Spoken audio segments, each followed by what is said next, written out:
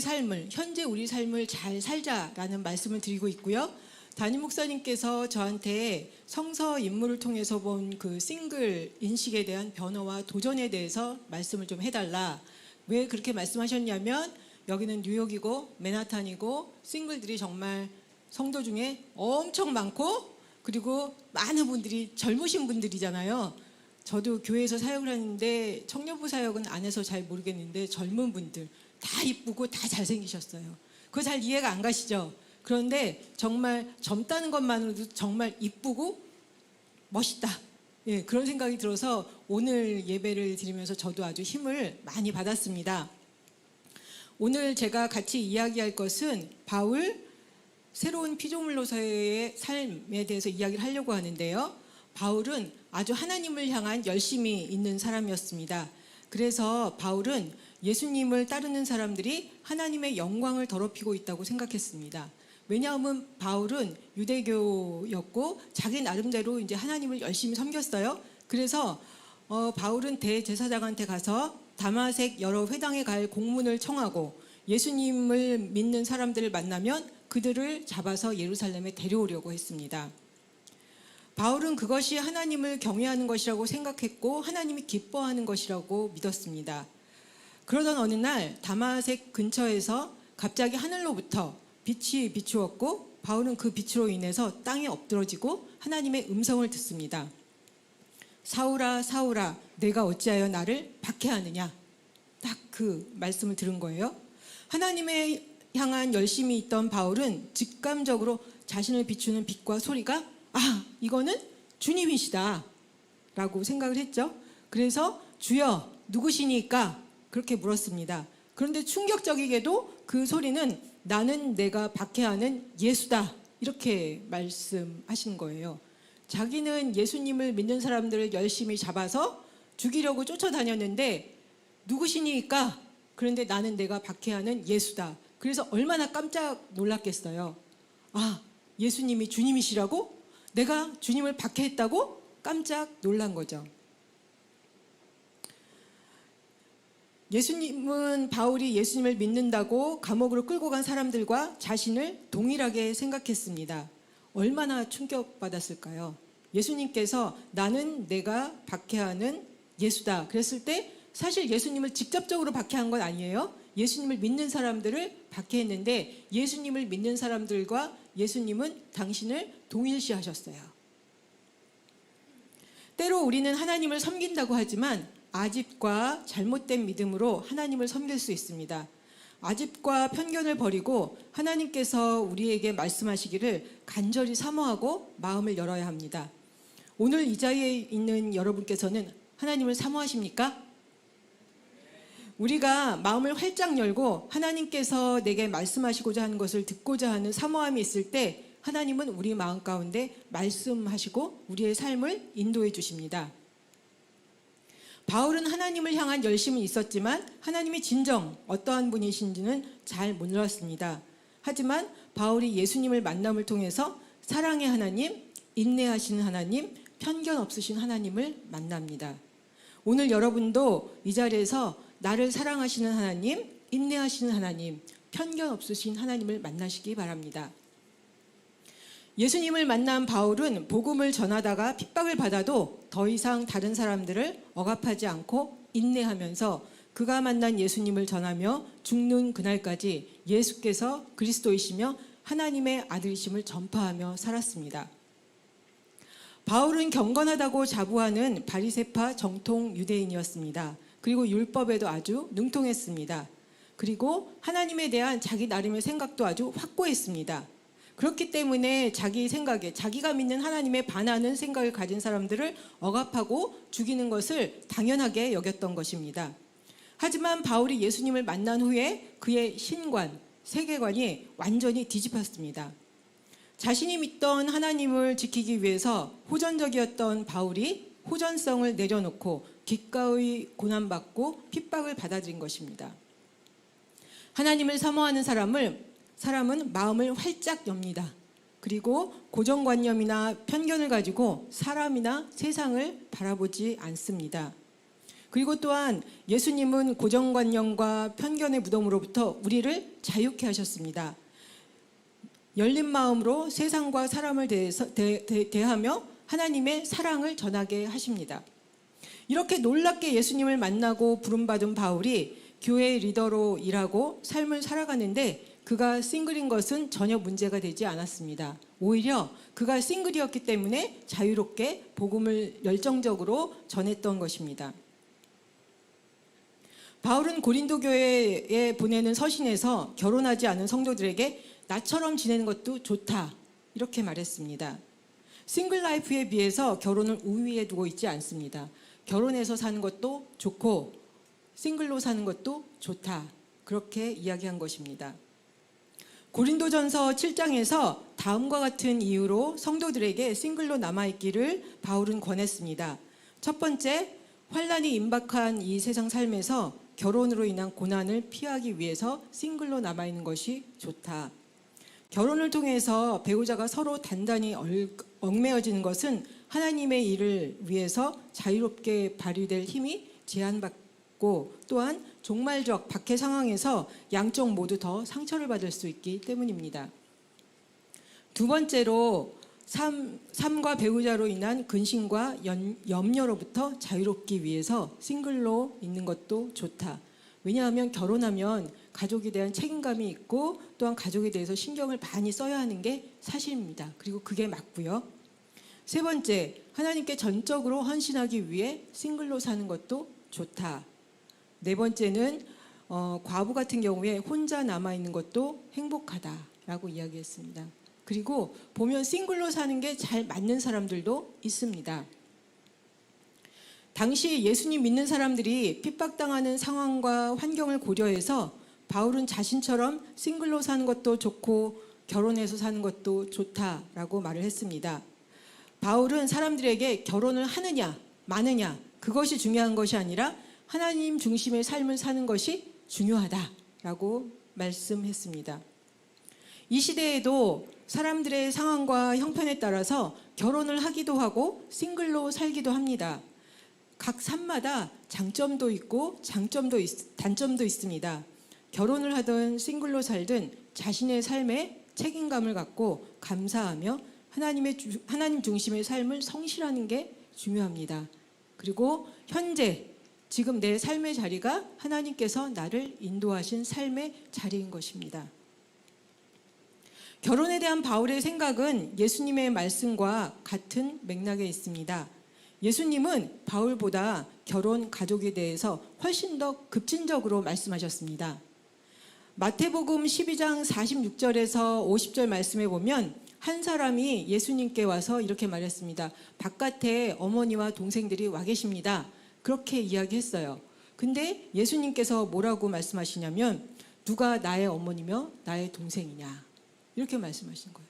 보통 바깥에 어머니와 동생이 와 계시면 어머니랑 내 동생이 와 계시다고 이렇게 얘기를 하는 게 맞잖아요. 그런데 누가 내 어머니며 내 동생들이냐 이렇게 말씀하시고선 제자들을 가리키면서 누구든지 하늘에 계신 내 아버지의 뜻대로 하는 자가 내 형제요 자매요 어머니다 라고 말씀하셨습니다. 예수님은 기존의 혈연, 결혼 중심의 가족을 뛰어넘어서는 새로운 가족 이해를 제시하신 것입니다. 그래서 우리가 교회에서 만나 이렇게 형제님, 자매님, 그리스도 안에서 한 가족이다라고 말씀하잖아요. 이야기하잖아요. 그것이 바로 이것을 이야기하는 것입니다. 하나님의 뜻대로 하는 자가 내 형제요, 자매요, 가족이다. 그래서 우리가 공동체 안에서 서로 섬기고 격려하고 돌보는 것입니다. 그리스도인들은 예수님을 믿는 믿음 안에서 하나 된 사람입니다. 그래서 우리는 주님 안에서 한 가족이다. 오늘 그것을 잘 기억하시고 내 옆에 있는 성도들, 지체들을 아주 귀하게 여겨주시고 가족처럼 챙겨주셨으면 좋겠어요. 결혼으로 이루어진 부모, 자녀로 구성된 핵가족만을 우선시하고 싱글과 한부모 가정, 아이 없는 가정들을 차별하고 소외시킨다면 그것은 주님의 말씀에 위배된 것입니다. 예수께서는 마태복음 22장에서 부활의 삶에 비춰본 결혼에 대한 새로운 관점을 제시하셨습니다. 마태복음 22장에서 부활이 없다 하는 사두개인들이 예수님께 와서 묻습니다. 선생님이여, 모세는 사람이 자식이 없이 죽으면 그 동생이 그 아내에게 장가들어서 형을 위해서 상속자를 세우라고 이야기했습니다. 우리 이웃에 7 형제가 있었는데 마지가 장가들었다가 자식 없이 죽었으므로 그 동생의 형수와 결혼을 했습니다. 그런데 둘째도 셋째도 7째까지 다 상속자 없이 죽었습니다.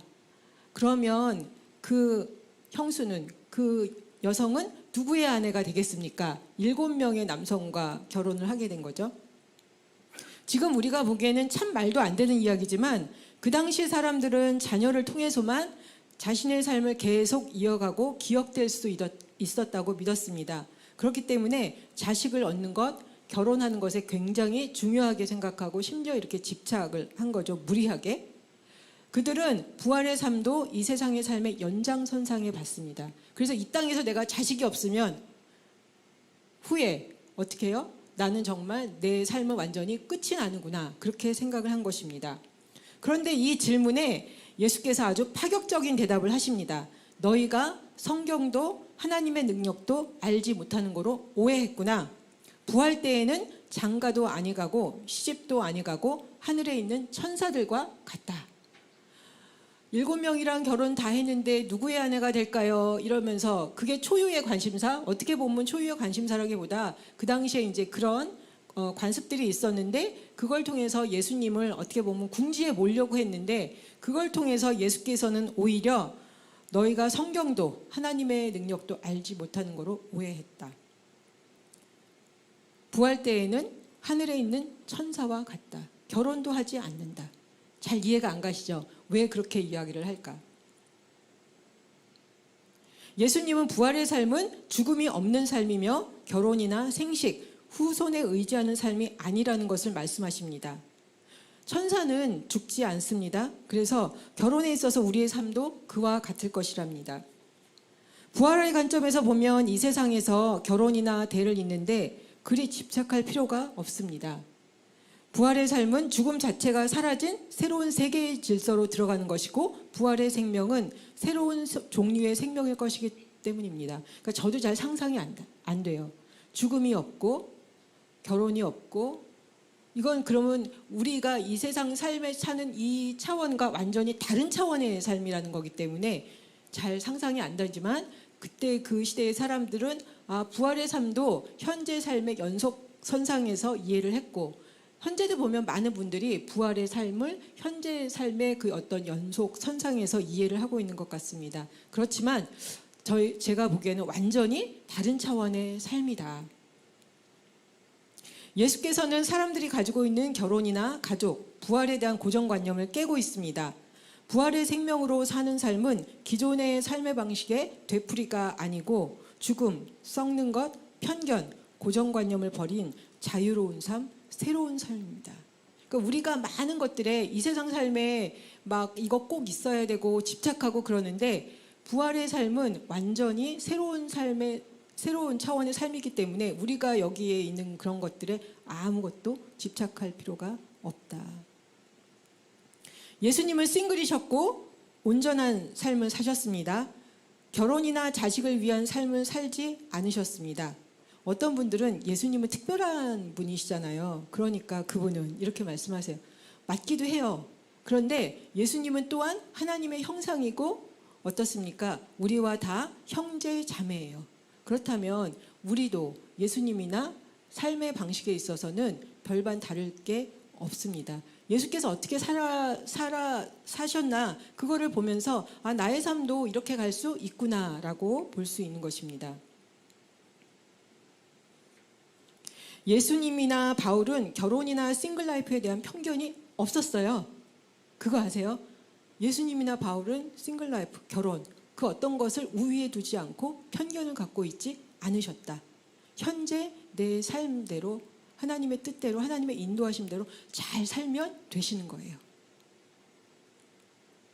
우리도 각자 형편에 따라 상황에 따라 현재 삶을 잘 사는 게 중요합니다. 삶의 방식에 따라서 온전하고 안정된 삶을 사는 것이 아닙니다. 나는 내 모습 이대로 온전하고 하나님은 내 모습 이대로 나를 사랑하십니다. 내가 하나님의 사랑을 받기 위해서, 내가 행복하기 위해서 내 삶의 방식이 아니면 내 존재가 변화되어야 되는 것이 아닙니다. 지금 이 모습 이대로 하나님은 나를 사랑하신다. 저는 엄청나게 제 자신을 바꾸려고 했던 사람이에요. 기도로도 제 자신을 바꾸려고 했어요. 왜냐하면 제 자신이 마음에 안 들기 때문에. 그런데 하나님께서 말씀하시는 것은 내가 너를 내 모습 이대로 사랑한다는 것이었습니다. 그리고 제가 제 자신을 아무리 바꿔보려고 해도 바꿔지지가 않아요. 그래도 여전히 제 모습이에요. 예. 그런데 하나님은 제가 뭘 바꾸지 않아도 지금 네 모습 그대로 나는 너를 사랑한다 말씀하시는데, 그 말씀이 여러분에게도 동일하게 적용되고요. 여러분 바꾸실 필요 없어요. 행복하기 위해서 내 삶의 방식을 바꿀 필요도 없고요. 내 어떤 존재를 바꿀 필요도 없어요. 근데 그런 생각이 들기 시작하면 좀 삶이 좀 릴렉스가 되고 편안해지고 자신도 편안하게 느껴지게 됩니다. 그러면 삶이 훨씬 더 여유가 있습니다.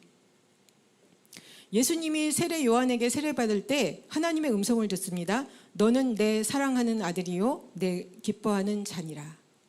예, 예수께서 이러한 하나님의 음성을 들었던 것처럼 하나님은 내 모습 이대로 나를 사랑하시고 기뻐하시고, 예수께서 하늘로부터 들었던 그 음성이 동일하게 오늘 우리에게 이 시간 주시는 음성입니다.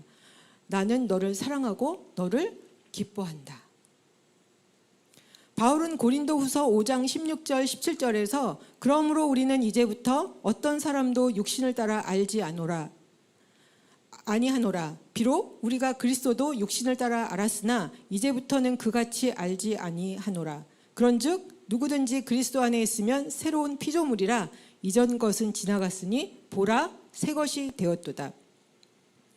그리스도 안에서 거듭난 사람은 새로운 피조물로 살아갑니다.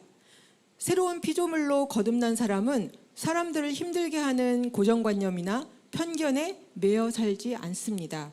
그리고 그렇게 새로운 피조물로 거듭난 사람은 고정관념이나 편견에 매여서 고통받는 사람들을 도와줍니다. 결혼해서 자녀를 낳고 잘 사는 거 좋습니다. 하지만 결혼이나 대를 잇는 것에 너무 거기에 생각이 많이 가 있다면, 현재 내가 결혼 상태에 있다면 자녀 낳고 잘 사는 거 좋습니다. 그런데 현재 내가 싱글이라면 내 삶에서부터 시작하는 것이 맞습니다. 내가 내 삶을 잘 살아갈 때 가다가 좋은 사람을 만날 수도 있고, 그러면 또 결혼할 수도 있고, 아니면 또 그냥 혼자 갈 수도 있고. 어떻게 보면 바울이 앞에서 이야기한 것처럼 결혼을 하느냐 하지 않느냐 그 자체가 중요한 게 아니라 내가 내 삶을 하나님 중심으로 잘 이끌어 가느냐, 중심을 갖고 살아가느냐, 그것이 중요합니다. 그렇게 살아갈 때 그 사람은 결혼을 하던 하지 않던 멋집니다. 그리고 그러한 사람들은 편견이나 어떤 고정관념에 매이지도 않고 그런 것에 상처받지도 않습니다. 어떤 분들은 그렇게 얘기해요. 많이 외롭다. 어차피 다 외로워요. 예, 결혼해도 외로울 수 있고요. 혼자 있어도 외로울 수가 있는데 항상 외로운 건 아니에요. 외로울 때도 있고 기쁠 때도 있고 슬플 때도 있고, 삶의 여정 가운데 이 희노애락 이게 계속 왔다 갔다 해요. 그런데 그럴 때에 우리는 그냥 집착하지 않고 힘들구나, 근데 이 또한 지나가리, 그렇게 좀 편안하게 생각하시면 이렇게 삶을 조금 더 이렇게 자유롭게 여유 있게 사실 수 있습니다. 요즘에는 많은 사람들이 싱글로 살고 있습니다. 서울에도 거의 50%가 싱글이에요. 돌아보면 거의 대부분 다 싱글이에요. 사회가 변화되면서 결혼하지 않고 사는데 별 어려움이 없습니다. 그러나 어떤 사람들은 여전히 결혼 상태에 있지 않은 싱글이나 한부모, 아이 없는 가정들을 편견 어린 시선으로 쳐다보기도 합니다. 그리고 결혼하는 것이 마치 성숙의 표상인 것처럼 이야기를 하는데 사실 그렇지는 않습니다. 그 사람이 성숙한 사람이어야지 결혼해도 싱글로 살아도 성숙한 것입니다. 그러니까 내 존재가 중요한 거지, 내 상태가 중요한 거지, 갑자기 결혼한다고 미성숙한 사람이 성숙해지지 않고 오히려 트러블메이커가 될 수 있어요. 혼자일 때는 혼자의 문제지만 문제 있는 두 사람이 결혼하면 문제가 두 배로 불잖아요. 그럴 때 차라리 싱글로 있는 게 낫습니다. 예, 그래서 하나님이 지금 내게 주신 삶의 방식, 그게 하나님이 내게 주신 삶입니다. 그러면 감사하면서 누리며 사시기 바랍니다. 혼자 자기 삶을 잘 살지 못하는 사람이 결혼한다고 갑자기 성숙하고 잘 살 수 있지 않습니다. 싱글로 사는 사람들이 먼저 현재 삶을 잘 살 수 있도록 지지해주고 격려해 주시기 바랍니다. 교회가 싱글이나 한부모 가정, 아이 없는 사람들과 함께 공동체로 살아가기 위해서는 교회 성도들과 리더들의 그 인식 변화가 필요합니다. 그리고 싱글이나 자녀 없는 사람들을 대할 때 예의를 지켜서 말하는 것이 필요합니다. 예. 그래서 여기 심상현 목사님이 저보고 말씀드리라고 그랬어요. 당신은 결혼해서 별로 이렇게 얘기해도 그냥 그렇다. 근데 싱글인 목사님이 얘기하면 그래도 좀 더 낫지 않겠냐라고 말씀을 하셨어요. 예. 다양한 가족을 품는 교회 공동체가 되기 위해서는 다른 사람 입장에서 생각하고 배려하는 게 필요합니다. 우리는 그게 참 쉽지 않은 것 같아요. 다른 사람의 입장에서 배려하고 이야기하는 거. 특히 결혼하신 분들은 그냥 편안하게 말씀을 하세요.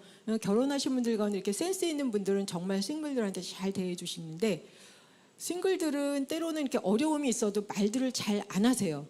여러 가지 복합적인 이유로 뭐 자격지심도 있고 힘들기도 하고, 결혼하지 않았는데 내가 이야기하는 이 이야기가 잘 들릴까 하는 생각도 있고 굉장히 복합적이에요. 그래서 저희가 다양한 분들이 함께 하는 공동체잖아요. 여기도 보면 지금 젊은 분도 있지만 연세가 있으신 분도 있고 결혼하신 분도 있고 싱글도 있고, 이 공동체 안에 있는 모든 분들이 예수님을 믿는 믿음 안에서 한 가족이기 때문에 서로 배려하고 서로 섬기고 격려하고 그렇게 사시는 것이 그리스도 안에서 새로운 피조물로서의 삶입니다. 그래서 저는 왜 결혼하신 분들한테 왜 결혼하셨어요? 이렇게는 안 묻잖아요. 근데 이제 어떤 분들은 결혼 안 하신 분들 보면 왜 결혼 안 하셨어요? 끊임없이 물어요. 대답할 말이 없어요. 할 말이 없어요. 그냥 지금 현재 싱글인 거예요. 뭘 어떻게 하겠어요. 제가 구구절절 설명을 할 수가 없잖아요. 그래서 싱글들이 참 어려워하세요. 그러니까 그런 질문은 웬간하면 하지 않으셨으면 좋겠어요. 아, 지금 싱글로 잘 살면 멋지게 너의 삶을 잘 살고 있구나. 잘 살아. 이렇게 말씀해 주시면 좋겠습니다. 그리고 진심으로 배우자 소개를 위해서 결혼 의사를 물어보는 게 아니면 사생활에 대해서 자세히 묻는 거 아닙니다. 또한 당사자의 취향이나 의사를 물어보지도 않고 결혼 상대자로 아무나 소개하려는 거 정말 무례한 일입니다. 저도 좀 많이 당했어요. 그래서 정말 믿고 신뢰하는 분이 좋은 마음으로 할 때는 좋은 마음으로 서로 잘 받을 수 있지만 상대방의 입장에서 생각해보고 그 다음에 잘 이야기해보고 그 상대방이 잘 받을 수 있는지를 살피시는 게 중요해요. 그리고 어떤 분들은 싱글 혼자 있는 거, 결혼하지 않은 걸 보면서 불쌍한 시선으로 저를 이렇게 가끔 바라보시는 분들이 있는데 저 하나도 안 불쌍해요. 그리고 저는 싱글들이 불쌍하다는 생각 안 했어요. 그리고 어떤 때 보면 결혼하신 분들 보면서 이렇게 특히 자녀 키우시는 분들 보면은 와, 힘들겠다. 어떡하시지? 도와드려야 될 것 같아. 오히려 그런 생각을 하거든요. 그러니까 각자 입장에서 다른 것들을 보게 되잖아요. 그렇기 때문에 저희는 이 다양한 사람들이 함께 살면서 함께 돕는 거예요. 그것이 그리스도 안에서 한 공동체입니다. 결혼한 사람과 싱글들이 교회 공동체에 기여하는 부분이 다릅니다. 결혼한 사람은 가족 안의 친밀한 사랑과 배타적인 사랑을 보여줄 수 있습니다. 반면에 싱글은 가족이란 울타리와 한계를 넘어서 하나님의 조건 없는 사랑, 한계 없는 사랑을 보여줄 수 있습니다. 스탠리 그란츠는 결혼은 계약을 통한 배타적인 사랑과 충성을 기초로 친밀한 교제의 공동체를 세우겠다는 신적인 의지를 표현한 것이다. 이와 대조적으로 싱글 라이프는 공동체라는 관계성을 통해서 모든 인류를 아우르기 원하시는 신적인 사랑을 드러낼 수 있다라고 이야기해요. 각기 나는 내 삶의 자리에서 내 나름대로 이 교회 공동체에 기여할 수 있습니다. 당연히 그렇게 기여하고 있는 거예요. 결혼하신 분들은 결혼하신 분대로 기여를 하시고 싱글들은 싱글 나름대로 기여를 하시고, 그래서 우리가 서로가 서로를 격려하고 서로한테 고마워하는 것이 필요합니다. 서로 신뢰하고 서로 챙겨주고, 그리스도 안에서 한 가족이니까요. 하나님은 우리가 결혼 상태에 있던 있지 않던 상관없이 내 모습 이대로 나를 사랑하십니다. 그리스도인들은 예수님을 믿는 믿음 안에서 형제 자매가 되고 한 가족이 되었습니다. 그리스도인들은 혈연이나 결혼에 의존해서 사는 사람들이 아닙니다. 예수님을 믿는 믿음 안에서 서로가 격려하고 가족이 되어지고, 싱글이나 한부모 가정, 아이 없는 가정들을 차별하거나 하대하거나 소외시키지 않고 이들에 대한 편견이나 고정관념을 버리고 저희가 새로운 차원의 삶, 부활의 관점에서 부활하면 천사같이 결혼도 없는, 그래서 모든 사람이 함께하는, 그렇지만 어떻게 사는지는 잘 모르겠지만 우리가 이 세상의 삶을 도돌이표로 부활의 삶에서 하지는 않는다. 그런데 이 세상에서 우리는 예수님을 믿는 믿음으로 이미 부활의 삶을 살아나가기 시작한 사람들입니다. 그렇기 때문에 우리 안에 있는 어떤 고정관념이나 편견을 버리고, 그리고 남들과 비교하지 마세요. 비교할 필요가 없어요. 비교해도 답은 안 나와요. 나는 나밖에 없고 나는 나의 삶밖에 없습니다. 각자의 삶이 있는 것입니다. 하나님께서 우리 한 사람 한 사람을 귀한 하나님의 형상으로 만드셨고, 우리 나름의 각자의 삶을 살기를 원하시고, 그리할 때 우리의 삶이 빛이 나는 것입니다. 그래서 새로운 차원의 삶, 새로운 피조물의 삶을 살아가시기 바랍니다. 그것이 예수 안에서 거듭난 사람들의 삶의 자세입니다. 네, 함께 기도하겠습니다.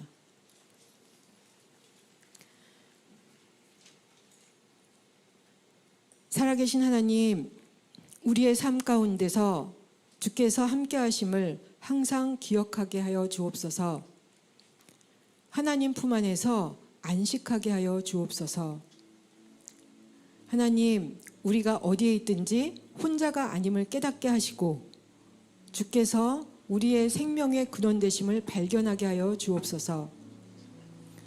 우리 안에 있는 편견과 고정관념을 내려놓고 서로 긍휼히 여기고 사랑하고 격려하고 배려하며 살아가게 하여 주옵소서.